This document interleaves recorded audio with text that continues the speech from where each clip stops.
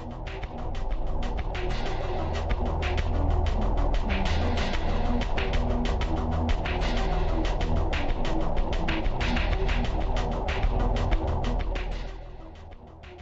and welcome to the very first OSOROSHII Saturday of 2016. That's right, OSOROSHII Saturday is back with me, your host, Unrested, bringing you the creepiest, most disturbing J-pastas, urban legends, toshidensetsu, and anything else that you would want from Japan, now mixed with international stuff as well. That's right, I'm adding in a whole load of international stuff that I find just because I don't want to be cornered or pigeonholed into a certain realm of horror.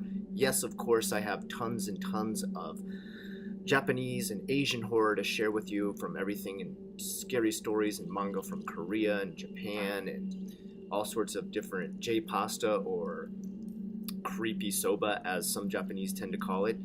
And I'll still continue to do that. But we are going to expand this year. We're going to get into international stuff as well. And I'll be sharing at least one thing in this episode that is not of Japan. It's one scary game that I played last year and I thoroughly enjoyed and highly recommend it. You'll have to wait till the end to see it if you want to. That being said, today we've got all different types of stuff. We've pretty much stuck to the old schedule of showing you anything from creepy footage, scary stories, and at the end, showing you Bukimi Bites. Bukimi Bites, if you don't already know what it is bites of information on scary movies, scary games, etc. That being said, let's jump right into the horror with our very first story. This is a dream related to me from Nichan, the equivalent to 4chan in America, Japan's board for anything and everything weird, creepy, strange, and on the internet. This is called The Monkey Dream. It says, translator's note, this is another J-pasta, or creepy soba. I don't really know what to call it. But apparently some people who read this have weird things happen to them because it is supposedly based on a true dream that the user had. So this is based on a dream. They labeled it as a creepy pasta, but really is a dream that this person had. Obviously, dreams aren't real, so I guess what happens in it isn't real, but they did actually experience this via a sleeping state, so that makes it a little bit creepy if nothing else. I had a dream ever since I was little. Sometimes when I'm dreaming, I become aware that I am inside the dream. You know, a lucid dream. This dream was one of those. For some reason, it was poorly lit. An unmanned station, and I was all by myself. This is really gloomy, I thought. Then suddenly, I heard a man's lifeless voice over the station intercom. The train will be arriving shortly. If you board this train, you will know what real fear is. Following the ambiguous announcement, a train arrived at the station. Well, calling it a train might be a bit much. It was more like a carnival ride-looking dencha. It was an amusement park-looking train that was decorated with monkeys all over the train. There were several sickly looking people sitting on the seats inside. Wow, what a weird dream, I thought. But I wanted to see just how scary my dreams could be. So I decided to get on the train. If I got too scared, well, I could just wake myself up. With lucid dreams, I could control them as I was able. I sat down on the train, 3 seats from the back. The air felt uncomfortably warm. The atmosphere was so realistic that I wondered whether or not I was actually dreaming. Now departing, said the announcer, and the train began to move. My heart was pounding with anticipation and anxiety as I wondered what would happen. As soon as the train left the platform, we entered a tunnel. A purple light illuminated the tunnel eerily. I've seen this tunnel before, I remembered. It's the tunnel from the haunted house ride at the amusement park I used to go to as a kid. I must be remembering the monkey train and haunted house rides from back then. This really isn't anything to be scared of. Another announcement floated through the air. Next is Ikkezukuri. Ikkezukuri. Ikkezukuri. I wondered, did they mean the dish where fish is sliced and served raw? Because that's what Ikkezukuri means. The head and tail are left on the side for decoration, and the meat is put at the center of the plate. But why would you call a location that a train's going this dish? Out of nowhere, I heard a piercing shriek come from behind me. I turned around and saw 4 small people holding rags, surrounding the man in the last seat. As I got a better look, I saw the man was being cut up with knives and being prepared, just like Ikkezukuri. A strong stench drifted through the air, and the man continued his piercing scream. His insides were taken out, one after another. Right behind me was a sick-looking woman with long hair. She panicked for a moment when it started, but soon became silent and faced forward towards me as though nothing was happening on the train. I was shocked with unimaginable horror. Was this really happening right behind me? I wondered if this really was actually a dream, and I began to get scared. I'd waited out just for a little longer before I woke myself up. Soon, I noticed the man in the back was no longer there. Just blood and chunks of meat were all that remained. Just as I gazed before, the woman behind me had fixed herself, looking on with a lifeless expression on her face. Next is Butsu Butsu. Butsu Butsu, the announcer said. Butsu Butsu. That's the onomatopoeia for stabbing someone. Why would you name a location that? This time, 2 of the small people appeared, carrying spoons with jagged edges. They began to scoop out the eyes of the expressionless woman behind me. She had seemed apathetic before, but now, because of the pain on her expression changed to something terrible. She raised such a cry that I thought my eardrums would burst. Her eyeballs flew from her sockets. The stench of blood and sweat were unbearable. I began to shake with fear. I faced forward and bent over in my seat.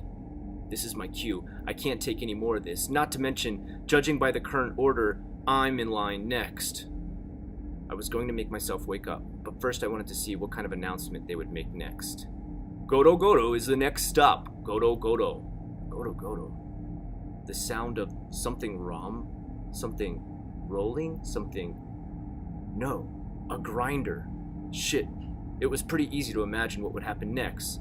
I concentrated as hard as I could and tried to wake myself up. It's just a dream, wake up. It's just a dream, wake up. I also recite these words to myself when I want to wake from lucid dreams, and it always works.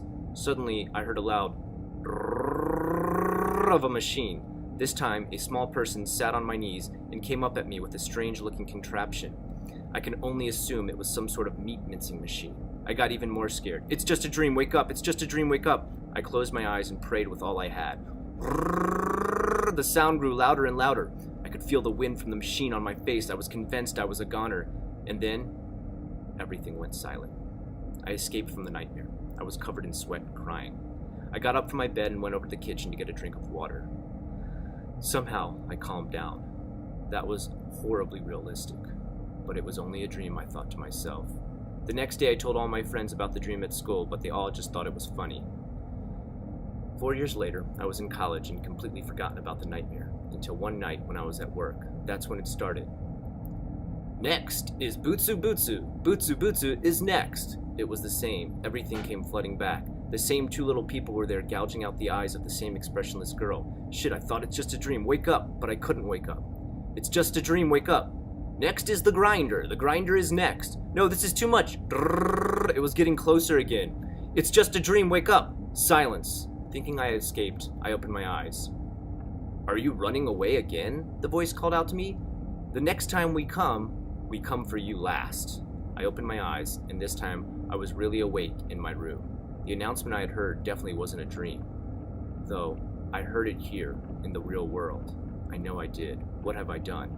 I haven't had the dream again since, but I believe that when it happens again, I will die from cardiac arrest or something else like this. Well, in this world, it would be cardiac arrest. In the other world, it'll probably be the grinder. There you go. Creepy news time. We've got some really strange and creepy news coming right out of Japan, and that is the fact that boats carrying dead bodies have been washing ashore in Japan. Now, from my honest opinion and honest thoughts on this, when I first heard about it, I had thought it had to do with the Tohoku earthquake that had only happened years past, because ships had also been washing up in California, though they did not have bodies on them. They were fishing boats, small fishing boats that had been washing up on the shores of California all the way from Japan due to that earthquake and the tsunami that followed. The problem was that when these boats were washing up now recently, and I'm talking just in November, They were sometimes carrying full intact bodies, which would be impossible. Obviously, the Tohoku earthquake happened long enough that they would be little more than skeletons at this point, just due to nature and time. These have been washing up with all different sorts of things. The reports that I had heard while reading these different news stories and hearing them on the news here in Japan was that some washed up with 6 skulls, one washed up with a full skeleton intact, and another one washed up with a full body intact. And by intact, I mean they're still wearing clothes, they've got skin on them, they're bloated, etc. Now, at first, people were thinking this was Japanese fishing boats heading over to areas that were too close to North Korea and being attacked by them patrolling the borders. But it turns out that these boats tend to not be what would be considered the average Japanese fishing boat. They were anywhere from 33 to 40 meters in length, I believe, and these are far too small to be fishing boats from Japan. They said in general, nobody uses boats this small to be part of a corporate fishing company. And also on top of that, nobody reported anybody missing from Japan. So not only are these Japanese bodies, and yes, they have been tested via DNA that they are Japanese from Japan, not only have they been washing up on shore, but they haven't been noted as being missing from any family or job or fishing company or logbook saying a ship that had gone out for fishing. On top of that, the boats don't appear to be from Japan. They said possibly they could be North Korean fishing boats because of their size and shoddy craftsmanship. But talking to North Korea, they too report that they are not missing fishing boats. On the other hand, North Korea doesn't tend to be the most truthful country, so how much we can take their word for it is really up for discussion. That being said, though, it's still a really odd event. They don't know how these bodies have been killed, why they've been killed. They said they're usually ruined far beyond being able to figure out the cause of death, and that they're washing up on shore since October and November. They said each year for the past 3 years there have been anywhere from 40 to 80 of these bodies washing up, and they just have no idea why. It's not just that they're like, oh, this must be people who privately went on fishing trips. They're people dressed in clothes of actual fishing corporations. They have a whole usual suit that they wear. It looks like a giant raincoat. And usually they have their company logo on it because in Japan uniforms are pretty standard. They said they're washing up with stuff where it looks like it would be this clothes. It doesn't have any corporate symbol on it or anything like that. But they're definitely dead. They're definitely fishermen. They're definitely in fishing boats. And these boats are not from Japan, but these people are. And they're not able to identify who the people are either. That's another mystery that's just been left. And the whole thing is just really strange. There are still no answers for it. I've been watching the news regularly to see if they ever catch up to figure out what all this stuff is. As of yet, a giant mystery. I will continue to report on this story as it develops. As for now, we'll just leave it in the creepy news. Now for Bukimi Bites. Bukimi is Japanese for creepy. And this is the part where we review horror movies and games, starting first with Ryoru Oni Goko, which literally translates to Demon Tag, or its English counterpart title, just simply Tag. It is based on a game that young children play in Japan that is the Western version of Tag. It's just Demon Tag, in which the person who is the tagger is called the demon. And this movie doesn't really have much to do with what the title is. There is no game of tag. I suppose the unseen force at the very beginning, which you'll know with no spoilers, happens at the very beginning. That's the scene I'm actually showing you here. The characters are tagged by some sort of unknown force in the sense that it attacks them, but really I'm still unsure as to why they titled it this, other than the fact that there is a manga that it is based off of. The manga is quite good. The movie is so. I would say it's worth it for a watch for those of you who are splatterpunk fans. If you're a big fan of hordes of gore and all kinds of guts and disembowelment, this is for you. If you're a fan of subtle, slow burner scares, this is going to disappoint. It is mostly a non-stop chase, run, gore, shoot up, split in half, smash, crash type of movie, and It rushes through the manga like most adaptations do. They can't obviously go through the long story, the exposition of the manga, so they just kind of rush it through, which you learn a little bit about the characters and what they do. Right here featured is the main character. She doesn't really have a lot of great acting ability. I would say her supporting characters are far more better at acting than her. And she's just like a block of styrofoam when she's on screen. Luckily, these other characters who you can see here have a lot more personality, and they kind of hold the movie up. They kind of support it the whole time. You end up watching this girl here, the main one, just running around a lot, and I guess that's where they're going with the name about being a game of tag, like whatever force is after them is playing a game of tag. But it goes deeper than that. The actual plot is more than just a game of tag, obviously. It goes through all sorts of existential crisis, space-time continuum theories, and it gets weirder and weirder and then de-evolves into an ending that will most likely disappoint you. The ending to the manga has a far better explanation. This ending just seems to be filled with fan service and a chance to show young women in panties and bra, which I'm not going to say I dislike, but, you know, I'd rather they focus more on story than anything else. Nonetheless, as I said before, watch it if you're a big Splatterpunk fan. Do not watch it if you are a slow burner of absolutely well-written horror plot points and more. You're going to be thoroughly disappointed on that aspect. Otherwise, it is a watch. That is the Ryu Oni Goko, or in English, simply Tag. Next up is my very first entry in the international world of horror, that being a game called Layers of Fear. As you see featured here, this game was incredible. By far the best horror game I played of 2015. It was a very well-written story about you, who are the main character, playing the role of a madman. You are an artist, something that I can connect with very well because I myself work as an artist IRL. So perhaps I have a certain amount of predisposition to this game and liking it and loving it for that aspect of the job connection, but there's also a lot of madness connected to it, just the absolute madness of real insanity within going crazy and using a simple setting and distorting it, contorting it, mutating it, and changing it to make it into something utterly horrifying just via madness. Now, this isn't just one of these games that uses, I guess you would say, mental illness as its only cliche tool. There is actually a lot of reason behind why and how your character, his mind is changing, his environment is changing. It's things that I don't want to spoil for you.